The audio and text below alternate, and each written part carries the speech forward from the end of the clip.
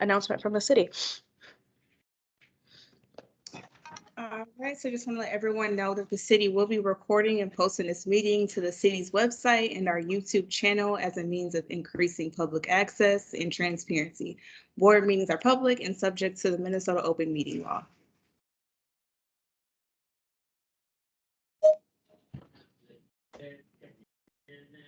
And Chelsea, I think, Ashley, do you have to jump off on the end? Did you want to do the oath at the beginning? Yes, please. Actually, And Sarah? the other, sorry, what do you say? Is Sarah here? It doesn't look like it. That's what I was about to ask. Sarah Maxwell, I think you can't do the oath with her because she's not here. Do you want to, might as well do the oath with Lucas? Yeah, we can do that. Give me 1 second.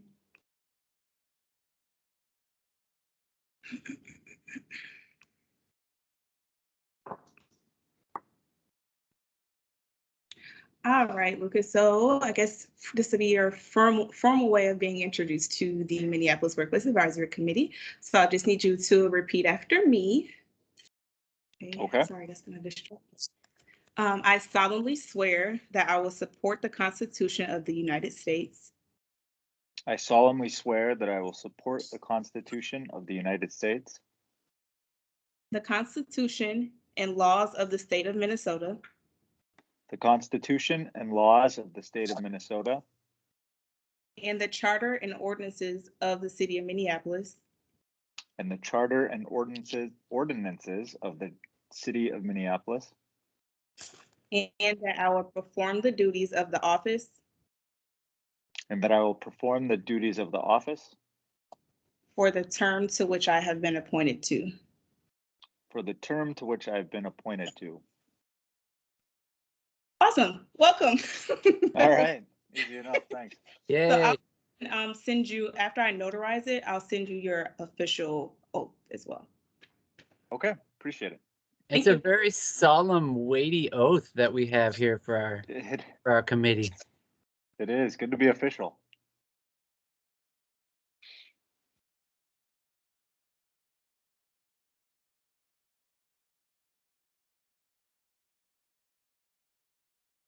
Chelsea, are you there?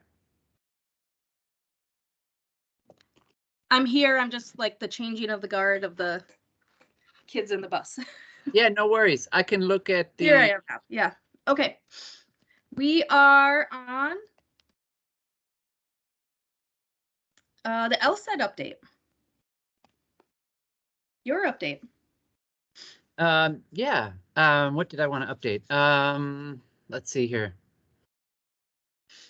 We have an annual report coming up in March. We have kind of pulled together all of the numbers from 2021. I'd be glad to share those with the committee probably next month. I don't think we stuck it on the agenda for this month, but it should be ready to show everyone next month. Not that it's super fascinating, but we got more complaints last year, 2021, than we have ever received before, which is probably in part due to our more ordinances, wage theft ordinance being around a little longer and having more investigators now than we've ever had before. And the resolutions of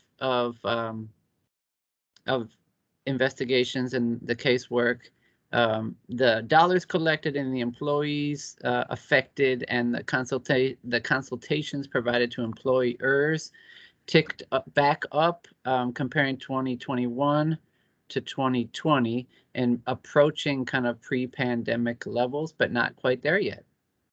And that's kind of the big takeaway from our annual report. And I think that's a good enough for our update. Thank you all. And now we'll pass it around the horn for committee members to update on what they're seeing in their industry, in their workplaces, in their sphere of the world.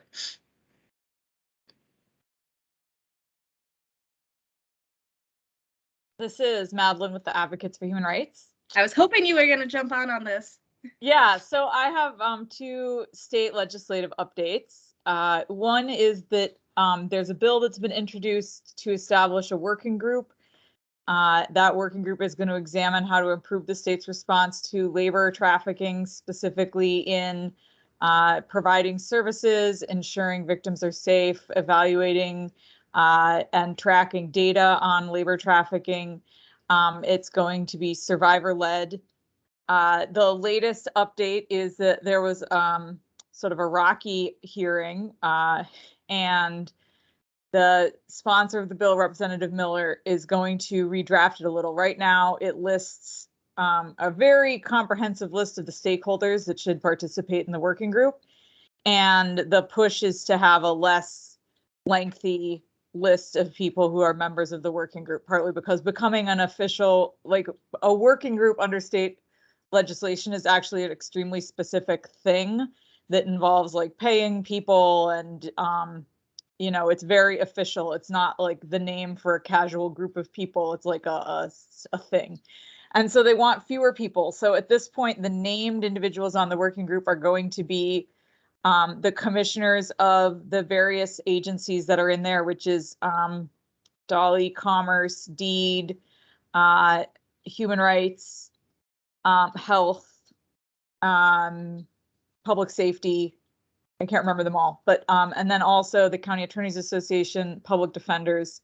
I don't know what's happening with municipal labor standards because on the one hand, you guys are government agencies, but on the other hand, they may not consider you the equivalent of a state agency.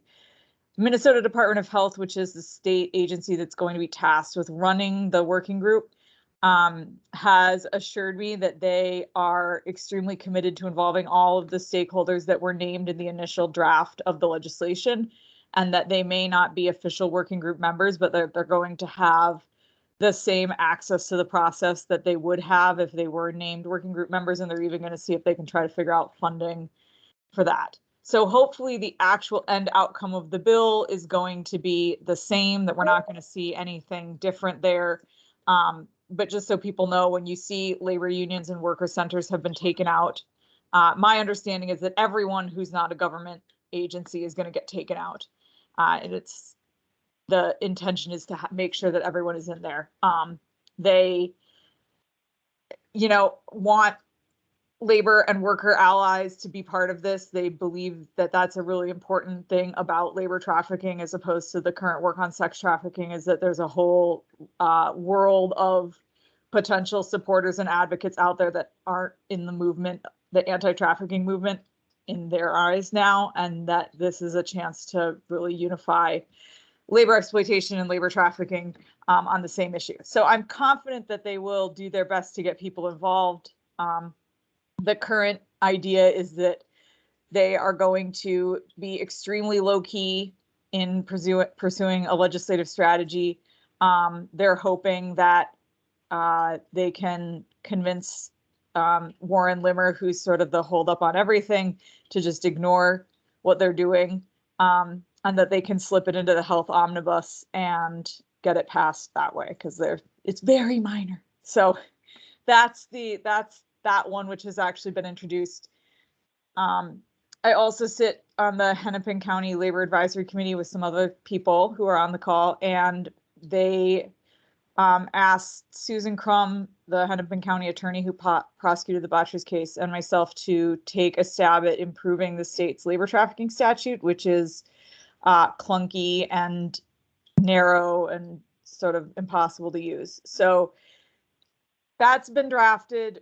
We are pursuing a legislative sponsor. The goal is to introduce it and attempt to get it passed this session, again, with a sort of low key, like, this is a very technical clarifying amendment. We are making no major changes.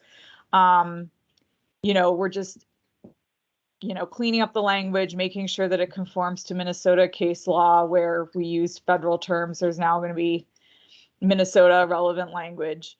And yeah, so the hope is that that will go through the public safety committees and not face a lot of opposition, because it's not anything dramatically different than what is currently in the law. So we have, it's getting drafted. We're getting our legislative sponsor, ducks in a row, but it should be introduced soon. And so right now, no need for like pressure at the Capitol on any of these things. But if someone's really good friends with Warren Limmer, let me know because, or friends with anyone who has influence over Warren Limmer, also useful. Because that's the what looks like it's going to be the hang up for all of these. So I don't know if anyone has any questions. I just would want to highlight the collaboration happening between Hennepin County and Ramsey County right now. And Madeline, you've been playing a big leadership role in that work. And I continually try to drive in the point of collaborating with the cities in any of these spaces that I'm in. And so what's your sense of like, how can the work of the city intersect with the work that these counties are taking on? So right now, I think the process at the moment has been really focused on what I think of as like reassuring law enforcement that this is a thing they can do. So they spent a lot of time developing this like handoff process for how civil authorities can make criminal referrals for wage theft and labor trafficking. And it's something that has always been in the power of both civil and criminal enforcement agencies, that it's not, they've just basically written it down on a piece of paper. So I think that what's going to come out of it is, I don't know that we're going to get an official announcement because this was started before Mike Freeman and John Choi started taking a lot of attacks on various sentencing decisions and whatnot. And so I think originally they were going to have like a sort of splashy, like we're really doing it on wage theft announcement. And I think we're maybe not going to get that, but there is going to be a search for good cases that can be the examples for how to do this work. So if those cases come out of the city, that would be great. If those cases come out of any of the groups on this call, they're looking for their sort of priorities are public safety impact. So like there's some kind of physical harm or, community harm occurring. The amount being stolen is large. 35,000, I think, was their sort of ballpark hope. The witnesses are willing to testify. That's something that they really want to see happen. Because that makes the criminal case stronger. So there is not a good way to get the money back out of a civil process because the employer is bankrupt or has, tried to hide their assets. So those are the kinds of things they're looking for the criminal referral. So I think we should just be on the lookout for those as potential places. And then ideally, they also know that if they're pursuing one of those cases that they should be calling back into the city to see, is there a remedy that they should simultaneously be pursuing under civil law? So I think that's going to move forward. They have, I think, an understanding that there's those partners, but I'm not sure they 100% know what they're doing with them yet. I did get a call from the Hennepin County Attorney's Office a couple months ago, very excited about this whole thing, and it sounded great. Madeline, am I right that the concept is still to create a criminal investigation capacity role formally through the sheriff's offices? Is that still? So right now, Ramsey County is actually hiring their own investigator within the attorney's office. They're bypassing the sheriff, so they are going to have their own wage theft investigator in the Ramsey County attorney's office. That hire is I think underway, like going to start soon, kind of underway. Wow, that's promising. Hennepin County, I think they don't know what I think, but yeah. Okay, well, we will all stand by because it's an important discussion. Thanks for the update. Yeah. Thank you, and we should probably add that to the next agenda meeting, what's happening with both of those tables. Other updates from other committee members about what's happening in your industry or your world?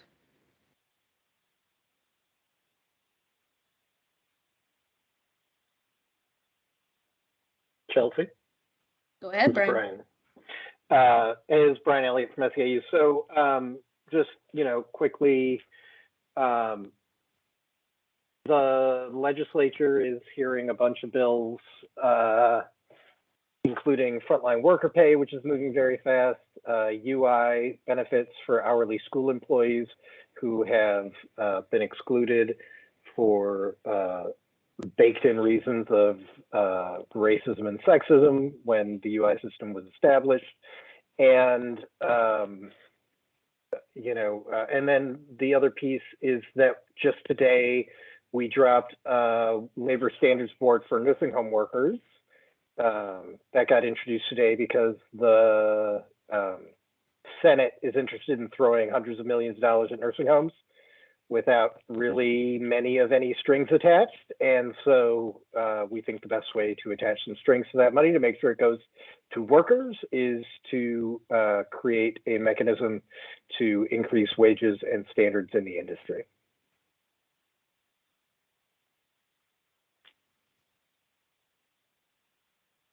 And then paid family medical leave got a hearing today in the House, and it seems like the House is, if in fact if in fact we're gonna put $2.75 billion into repaying the unemployment insurance trust fund as a big untargeted tax break that includes a lot of big businesses in addition to businesses that actually need the help, rather than just find a way to help the businesses that do need the help directly, that if we're going to do that, we've heard Speaker Hortman say that she's determined to spend $1 on workers for every dollar we're spending on business tax breaks. So in her mind, it seems, the things she's mentioned are $1 billion in frontline worker pay, plus earn sick and safe time, plus unemployment insurance for hourly school workers, and additional money for paid family and medical leave, so that there is no lag between beginning to collect the funds for that purpose and beginning to pay out benefits. So basically paying for the first year benefits that would have to wait, first year and a half of benefits that would have to wait otherwise.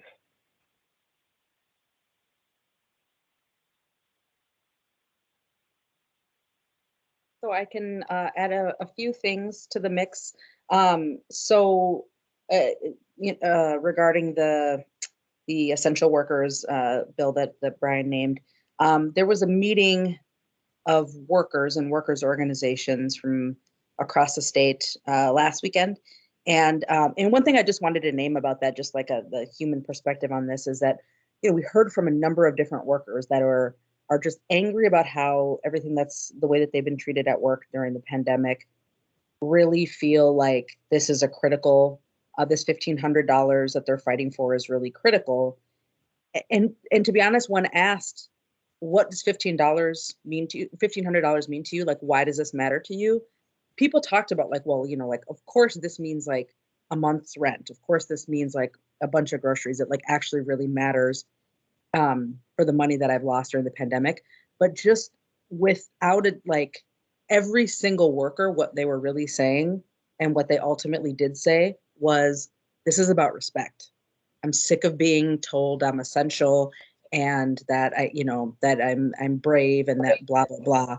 I don't care. Respect me, recognize me, and that this is just that respect is so critical. And I just think we're seeing that in so many conversations with workers about how much this is about, yes, the money is important, and workers just need to be recognized in a way that doesn't feel hollow. Just wanted to name that's just been like resounding. So that's one thing. Another thing I wanted to name is, we have, I guess I could talk about this in my report a little bit later. So in other pieces that we've been doing work based off of the letter that that this committee sent to the mayor and city council members about ARPA money and the use of ARPA funds to continue to fund more co-enforcement work, both including more investigators and including community money and community contracts to make sure that outreach and education is happening. And so just wanted to say, like, that work has continued in talking to council members, the mayor, and making sure that that the need is clear. And at our next meeting in March, me and my co-director Merle, who has been in these meetings while I was out, will be leading a presentation in more depth about co-enforcement, what it is, why it matters, and how we can do it most powerfully. How does this actually help advance the work that all of us care about in terms of wage and hour and compliance and all of that. One final thing I wanted to name is that, we've been in many discussions in this space and in other spaces about, all of the new ordinances we passed are critically important for workers. And we also know that especially like the smallest of the small businesses have struggled with compliance, not even necessarily out of like intention or malice or exploitation, but because it's a struggle when you're really small, right? To figure out all the things you need to do to ensure that you're compliant. And so we have been partnering with Janice Fine, who is she's a labor professor at Rutgers University who's done a lot of work around co-enforcement across the country, and is leading a pilot project in the city of Minneapolis now, in relation together with Main Street Alliance, to pull together these like really small businesses and say, what are the obstacles to compliance, so that they can do phase one is like really gathering, probing questions, figuring out what are the problems that could have solutions. And then phase two is actually starting to implement solutions to figure out how we can, in Minneapolis and then wherever it can be replicated across the country, like how we can support small businesses in being compliant and being able to do the right thing, where it's sometimes just capacity wise super hard.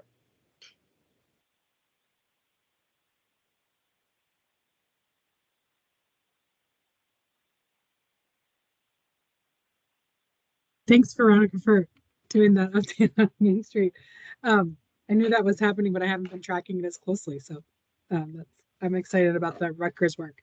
I just wanted to add, I wasn't sure if everybody saw this, but Main Street has been fairly vocal about the relief through the unemployment insurance is not an actual relief to small businesses. And Danny Schwartzman of Common Roots wrote an editorial, etc. So if anybody wants some of that information about how Main Street's talking about this, ping me and I'll connect you to all the right people. I haven't been as out in front of it, but other Main Street members have. So just really speaking to like the increase in the unemployment tax is fairly nominal, and that's not the best place to give relief, particularly to the small business community, that there are other ways that the small business community needs relief in relationship to the pandemic. So if anybody wants more details on that or linking to other Main Street members that might help with some of those efforts, shoot me an email and I'll connect you to the right folks.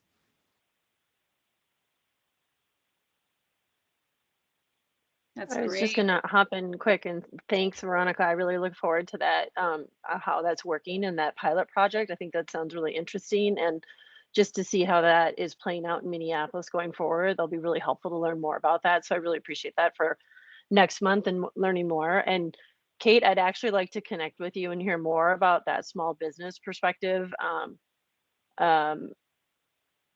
It's not. There's a lot of different businesses that are impacted. This is not Target is not talking about this at the Capitol this year. There's a lot of other issues to talk about. And from our perspective. However, I would like to hear more from that small business perspective of ideas around other ways to provide that relief. I know there's some packages out there and there's ideas floating around, but it's still early in session as the omnibus bills start to come together. Like, what is available for that small business relief? I think that's important. As the Twin Cities continues to rebuild, we have to be investing in community and businesses to get back up and make sure people are back at work and working safely and working where they want to be working and can work. There's so many layers to this issue. So I would love to connect more on that with those opinions. Yeah, sure. I'll throw my email in the chat and connect you to Melissa Coe and Danny Schwartzman that are doing more work on that. So Thank you.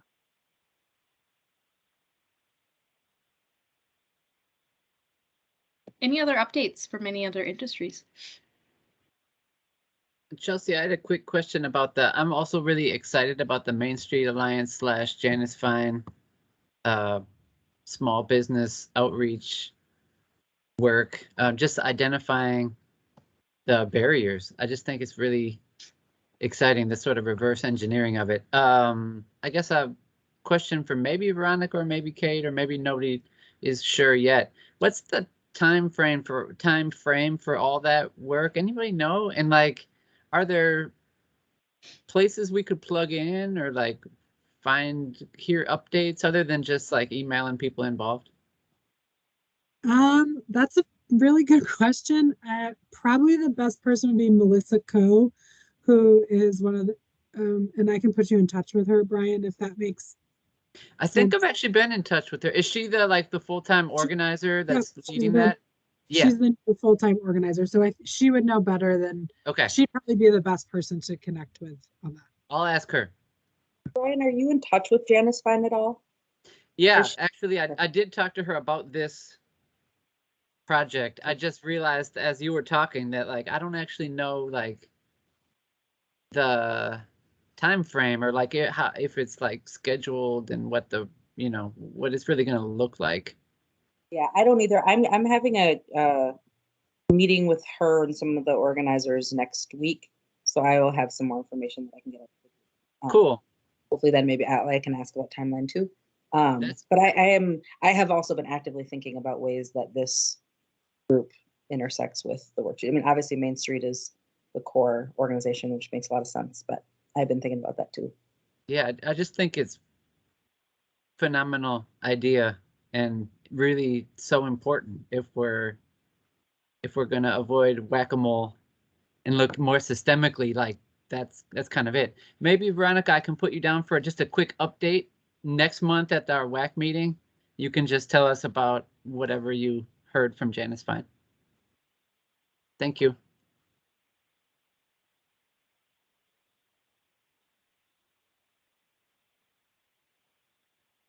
I'll do another call for any industry updates.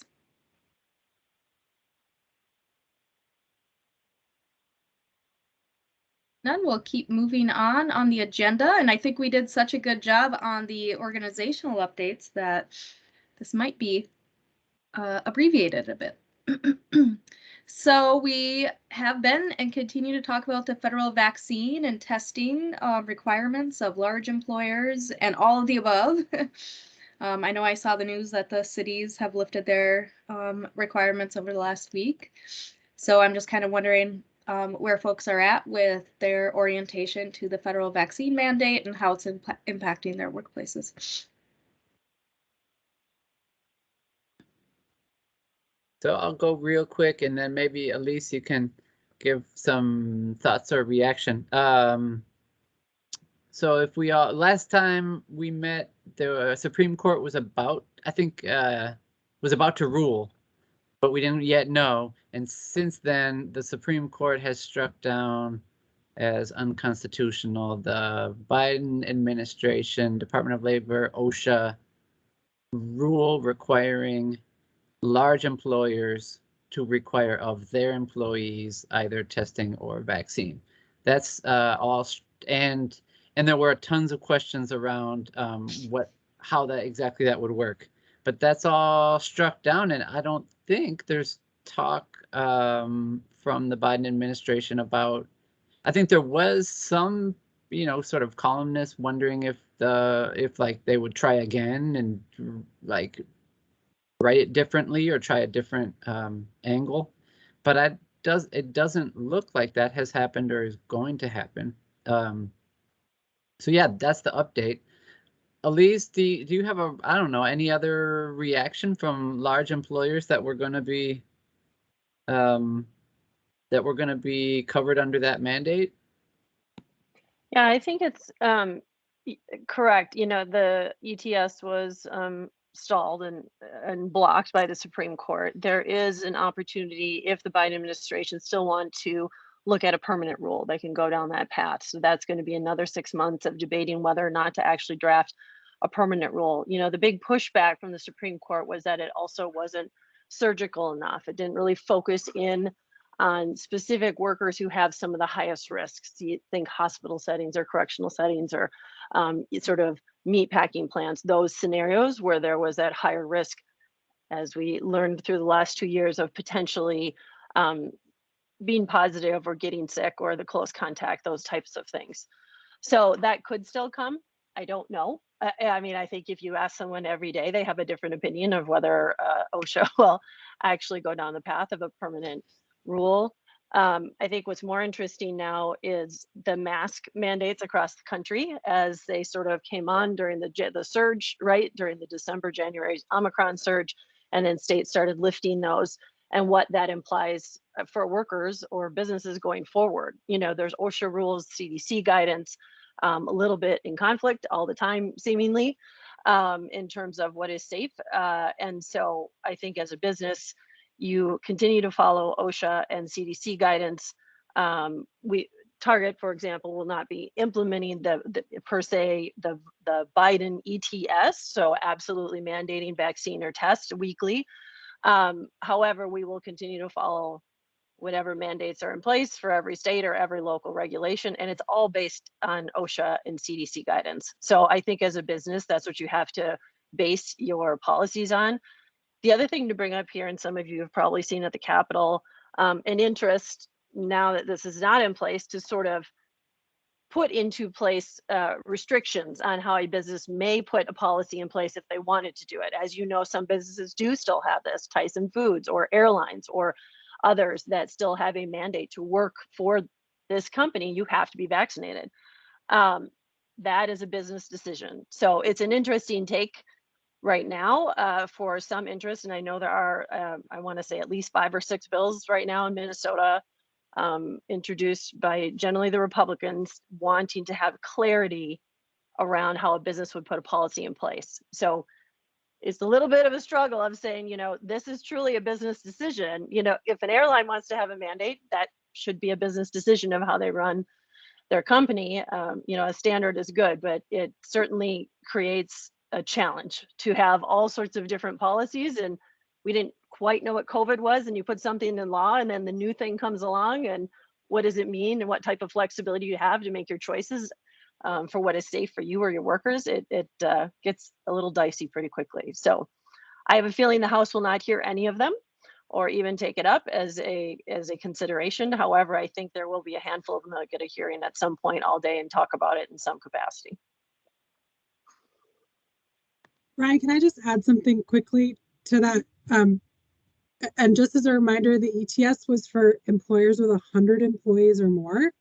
And so like Eureka, for example, qualifies. We have about 125 employees.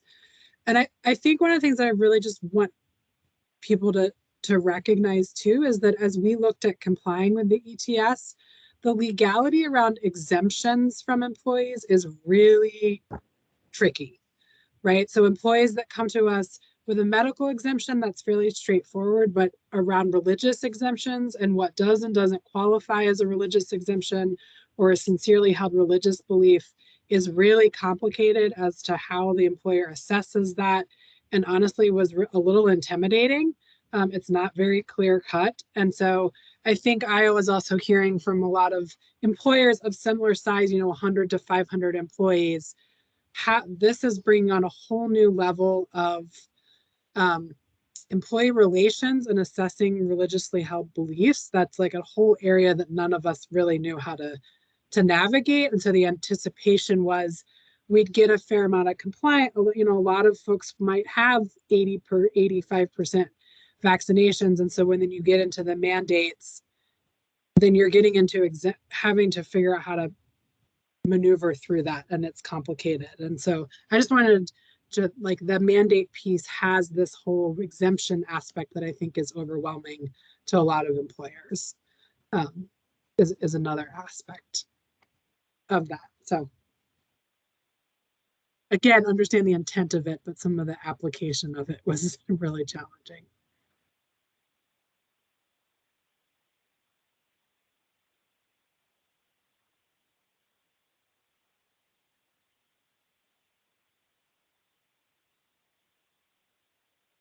Anything else on the federal regulations?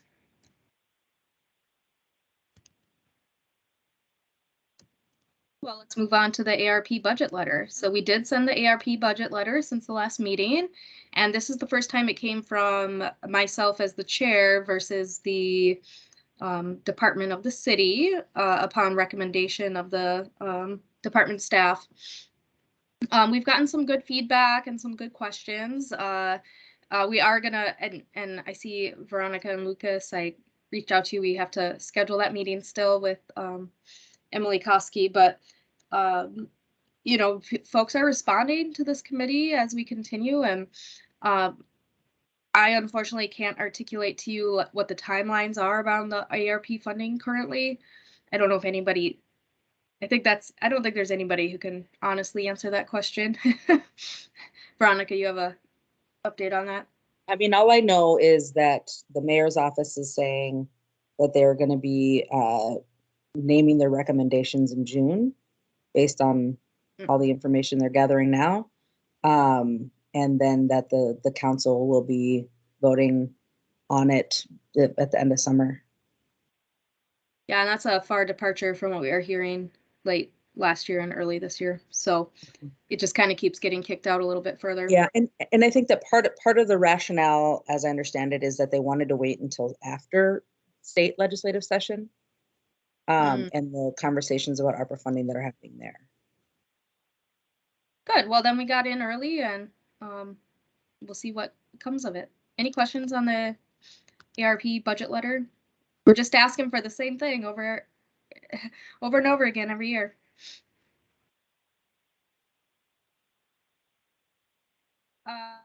Collaborative enforcement update.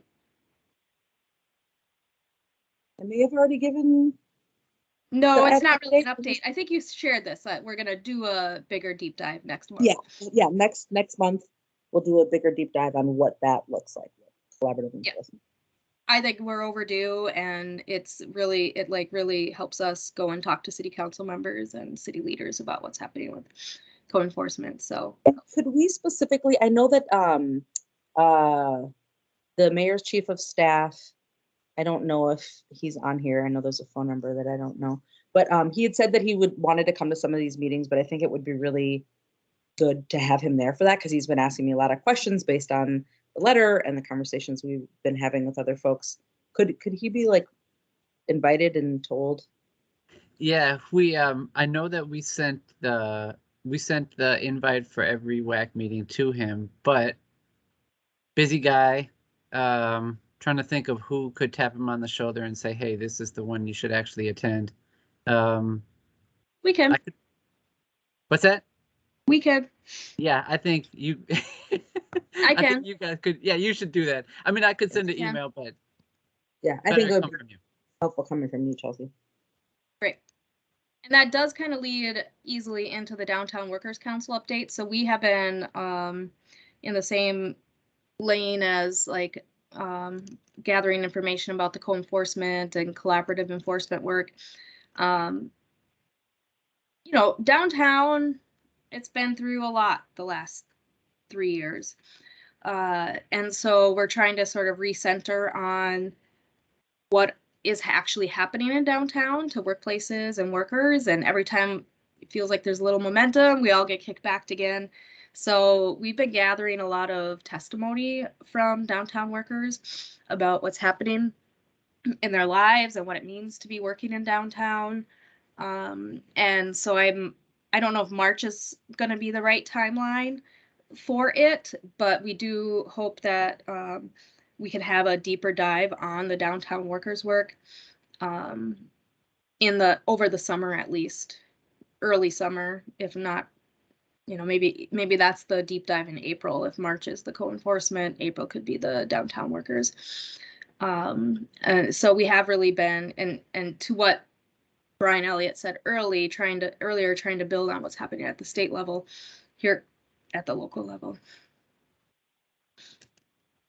Yeah, and just to add, I know there's been a lot of energy, about reopening downtown, making it vibrant. All of these like new ideas are, with the mayor's office and with the, downtown business council, like it's big conversation that just feels like it's such a big conversation that's really critical for workers' voices to be a part of it. So with gathering workers' testimony and making sure that we're really creating the space for downtown workers to say, this is how we see the way to reopen safely based on our perspectives as workers, as we think about how downtown kind of gets revamped. Yeah, I guess I said most of the stuff. Sorry, Veronica. I see now your name was by there. That's fine.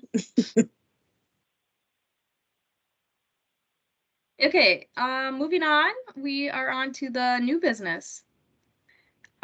So one of the questions that I've heard from a couple of members of the committee after the minimum wage study came out a few months ago was like, hey, what was the story of that contract? How did we enter into that contract with the Federal Reserve? What are the implications of the contract and the study? So I just want to put in a request that we get some background on the contract and that was probably 6 years ago, right? 5 years ago, maybe. We now have gone through a pandemic and we're doing a lot of other things. So it might be not a terrible time to sort of revisit and be like, what are we asking for? And who in the city is holding this contract and how that goes. And I just was wondering if anyone else had feedback on the minimum wage study work with the city.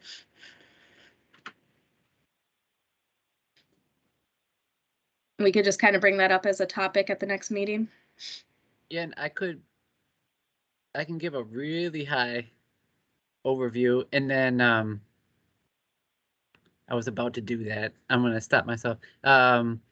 And the what do you call it? The contract manager is someone in the city coordinator's office. We could ask her to come and present on it in a bit more detail. I'm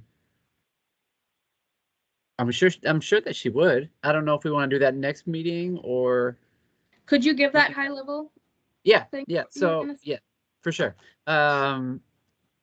So the city council at the time of minimum wage ordinance passage ordered directed staff to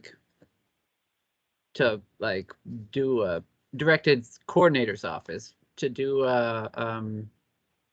not for it to do a study, but to find someone to do a study so that the city council could sort of reevaluate as we move forward, what were the actual impacts of the minimum wage. There was an RFP right after the minimum wage ordinance passed.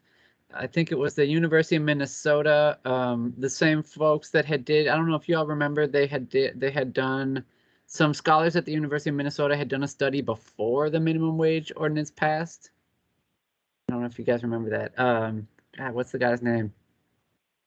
Yeah, anyway, they answered the RFP. The Fed answered the RFP, and I think there was one other organization. At the time, I remember the coordinator's office was very excited about the Fed answering the RFP, and there was a lot of concern that the scholars at the U of M weren't trusted as neutral or unbiased, at least not by the business side of things. So there was a lot of excitement about the Fed doing this, and the Fed did and is doing it for free. and had some great ideas about new ways to like look at data that's only available at the state level in Minnesota and not in the other states don't track something the same way. And yeah, the charge was in, you know, in the I guess it's in the actual contract between the city and the Fed, and I'm not sure that I've ever actually seen the actual contract. I'm sure it's public data. So I could find that and share it if anyone wants to look at it, or I could pull it up and let everyone know what it actually says.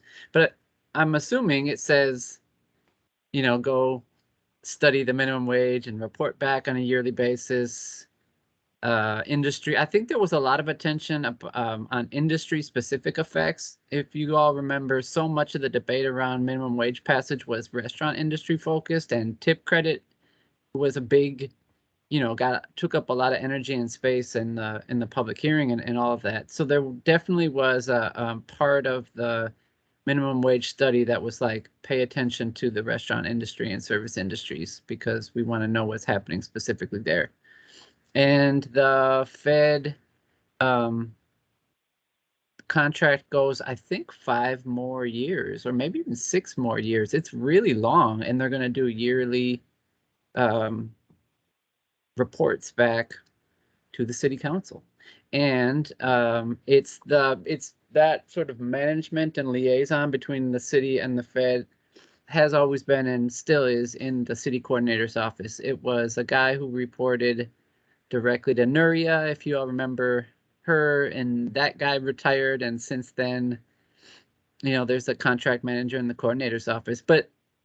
And she can give some background about cities. She can explain more about what I just said, but she's also not really privy to what the Fed is doing until right before they report it to the council. I think, you know, they report back to the contract manager that like, we have something and here's like a preview, look at it, and then, you know, here it comes kind of thing.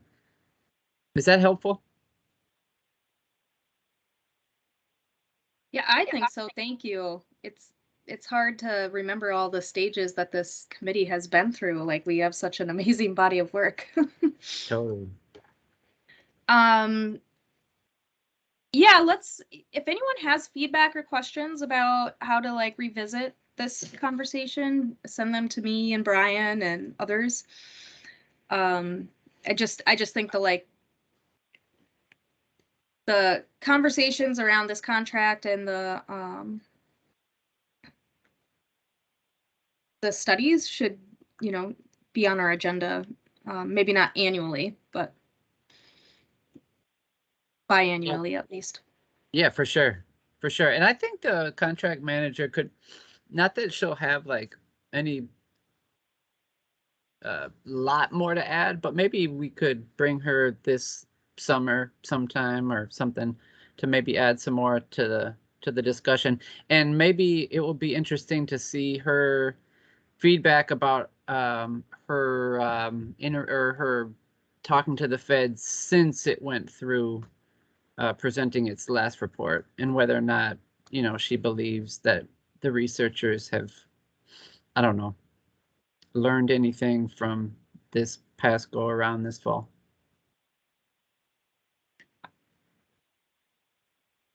I'll mark that down to revisit at a future date. I think that's the last thing on our agenda, unless other folks had new business to bring up.